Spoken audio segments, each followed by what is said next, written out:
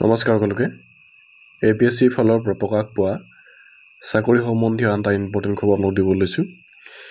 আৰু পোষ্ট হৈছে management officer under industries commerce and public enterprise department Janata Bhawan Dispur Guwahati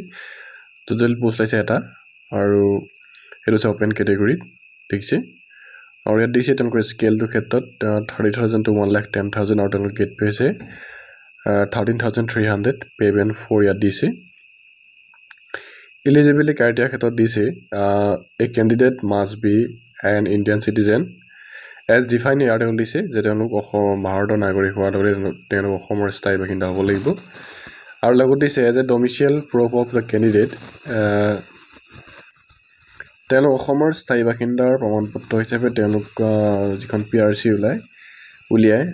এডুকেশ্যনাল পাৰপজত নতুবা তেওঁলোকৰ এমপ্লয়মেণ্ট এক্সচেঞ্জত তেওঁলোকৰ নাম ৰেজিষ্টাৰ হৈ থাকিব লাগিব এডুকেশ্যন কোৱালিফিকেশ্যন চাইলক দিছে ইয়াতে post graduate in the management and বুলি দিছে বিজনেছ এডমিনিষ্ট্ৰেশ্যন আৰু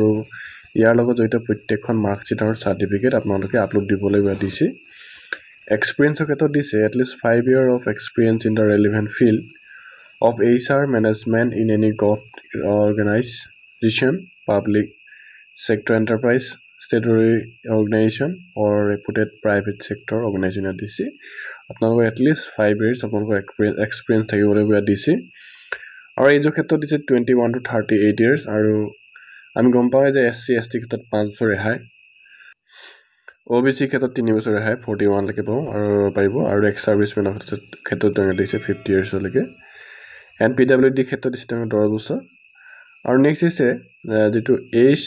ক্যালকুলেশন কৰাৰ ক্ষেত্ৰত মেট্ৰিক বা হাই সেকেন্ডাৰী এডমিট মাৰ্কশিট বা পাছ সাৰ্টিফিকেট যেটো ডেট অফ বাৰ্থ লেখা থাকে তাৰ ওপৰত ভিত্তি কৰি গণনা কৰিব দিছে আৰু তাৰ বাহিৰে বেলেগ দিছে no other document shall be accepted in lieu of the above mentioned document for age proof or age proof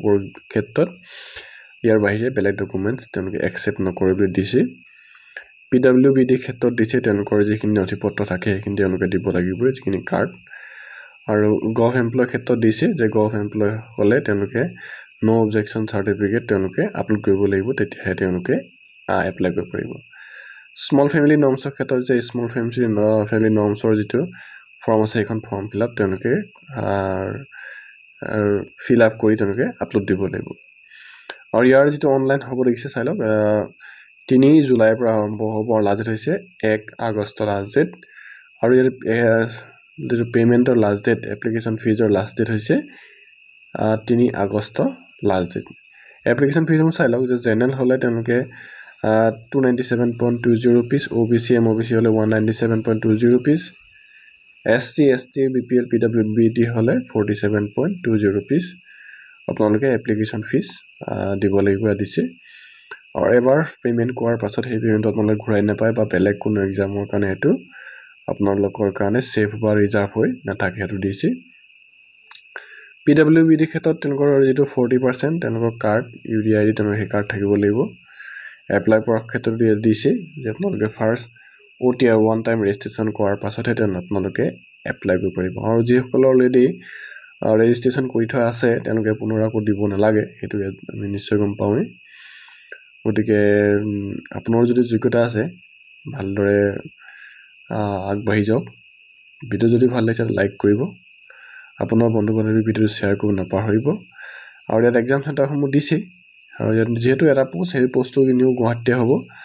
APSC ৰ যিখিনি এডভাৰটাইজ ওলাই তাত যদি পোষ্ট কমকে থাকে তেওঁলোকে তেতিয়া সেই পোষ্টক লৈ এক্সামসমূহ গুৱাহাটীতে তেওঁলোকে পাতে গতিকে এটা পোষ্ট আৰু ভালদৰে প্ৰস্তুতি চলাওক আপোনালোকে আৰু আগন্তুক দিনত সফলতা লাভ কৰক ধন্যবাদ